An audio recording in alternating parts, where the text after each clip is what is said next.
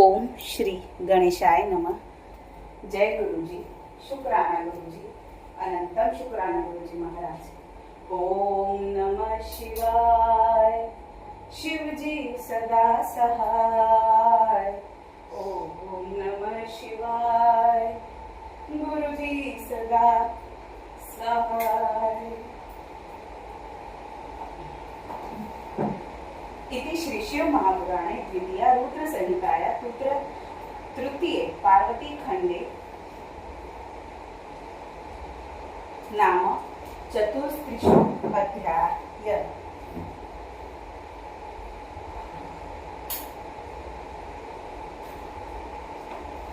वशिष्ठोवाच.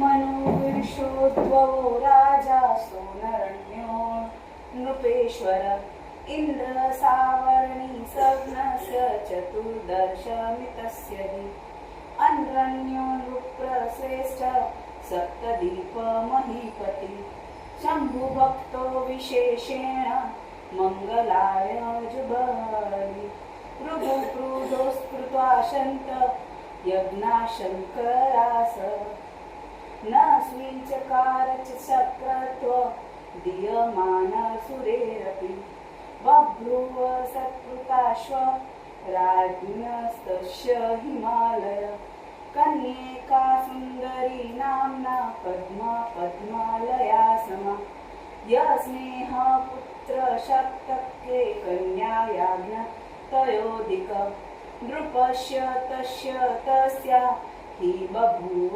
नगसतम् प्राणाधिका प्रियतमा महिष्य सर्वेष्युत नृप्रस्य पत्यन्य पञ्चा सर्वा सौभाग्यस्युता सा कन्या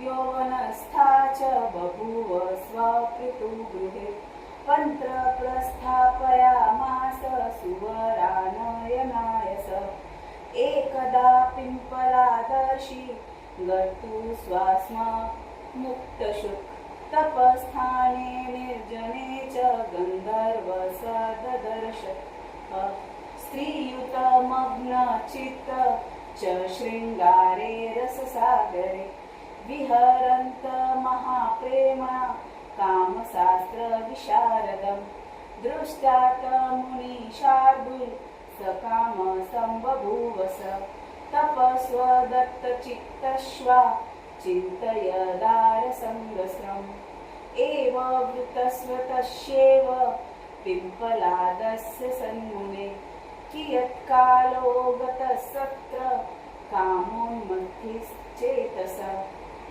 एकदा पुष्पभद्राया स्नातु गच्छन् मुनीश्वर ददर्श पद्मयुवती पद्मामिव मनोरमा केयकन्येति प्रपञ्च समीपस्था जनान्मुनि जनानि वेदयान् कुन्नत्वा शापनीयत्रेता जना उच अनरण्यसुते यवे पद्मा नाम रमां परा वरारोहा पात्माना नृप्रश्रेष्ठ गुणालया. ब्रह्मवाच. तच्छुत्वा स मुनिर्वाक्य जनाना तथ्यवादिना चुक्षोभातिव मनसि तल्लिप्सुरभवच्च स मुनि स्नात्वाभीष्टदेव सम्पूज्य विधिवच्छिवम् जगाम कामिभिक्षार्थ मनरण्य सभागिरे राजा शीघ्र मुनि दृष्टा प्रणनाम व्याकुल मधुपर्कादिकदत्त्वा पूजयामाश भक्ति कामात् सर्वा गृहत्वा च ययाचे कन्यकामुनि मौनी बभूवनुप्रति किञ्चनिर्वतकुर्मक्षमम् मुनिर्याचे कन्यास तादेहति नृपेश्वर अन्यथा भस्मसात् सर्व करिष्यामि शणेन च सर्वे बभूराच्छन्ना गणास्ततेजसा मुनि रुरोध राजसगणो दृष्टा विप्रजरातुरम् महिष्योरुरुदत्सर्वा इतत्कर्तव्यताक्षमाम् मुच्छर्मापमहाराज्ञी कन्यमाता सुचाकुला बभूवुस्तन्नया सर्वे शौकाकुलितमानसा सर्वशौकाकुलजात नृप्रसम्बन्धिशेलप एतसिंमन्तरे प्राज्ञो द्विजो गुररनुत्तम पुरोहितश्च मतिमानागतो नृप्रसनित्यम् राजा प्रणम्य सम्पूज्य रुरोद च तयोः पुरः सर्वो निवेदयाश्के प्रपञ्चोचितमाशुतत अथ राज्ञो गुरुविप्र पण्डितश्च पुरोहित अपिद्धो शास्त्रनीतिज्ञो बोधयामासु तूर्णत शौकाकुलाश्वमहिर्ष्णीनोर्पबालाश्वकन्यकाम उत्तमानीतिमादृत्य सर्वे शाहितकारणम् गुरुपुरोदसावुच्युत शृणु राजन्महाप्राज्ञ वचो नो सिद्धतावहं मासु च सपरिवार शास्त्रे कुरु मति सतिम् अद्य वा बद्धिनान्तरा दातव्या कन्यकारूप पात्राय विप्राणास्यस्मे कस्मिंश्चिद्दा विशेषत सत्पात्र ब्रह्मणादन्य न पश्यावो जगत्कृते सुता दत्त्वा च मुन्ये रक्षस्वा सर्वसम्पदम् राजन्नेकी निमित्तेन सर्वसम्पदि नश्यति सर्वरक्षित त्यक्त्वा विनात शरणागतम् वसिष्ठ उवाच राजा प्राज्ञवच श्रुत्वा विलप्य च मुहुर्मुहुः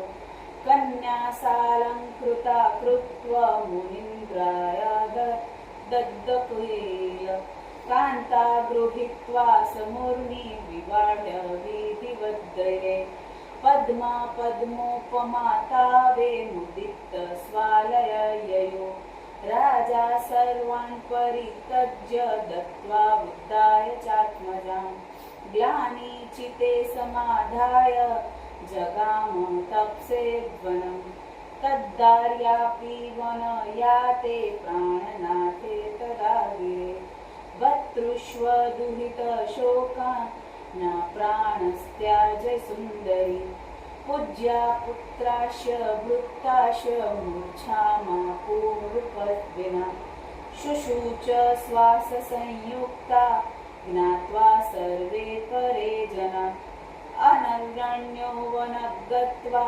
तपस्तत्त्वातिशङ्करम् समाराध्य ययो भक्त्या शिवलोकमनानमयम् नृपस्तकीर्तिमानान्य ज्येष्ठपुत्रोऽथ धार्मिक पुत्रवक्तालयामास प्रजाराज्यचकारः इति ते कथिषौ शैलनर्वण्यचरितशुभम् कन्या दत्त्वा यथा रक्षदक्षाप्यखिलधनम् शैलराज त्वमप्येव सुता दत्त्वा शिवा च रक्ष सर्वकुल सर्वान् वशान् कुरु सुरानपि इति श्री शिव महापुराणे द्वितीय रुद्रसंहिताया तृतीय पार्वती खंडे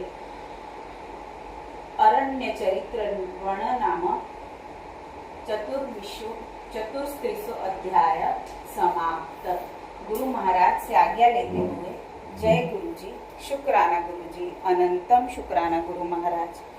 ओम नमः शिवाय। शिवजी सदा सहाय। ओम नमः शिवाय। गुरुजी सदा सहाय।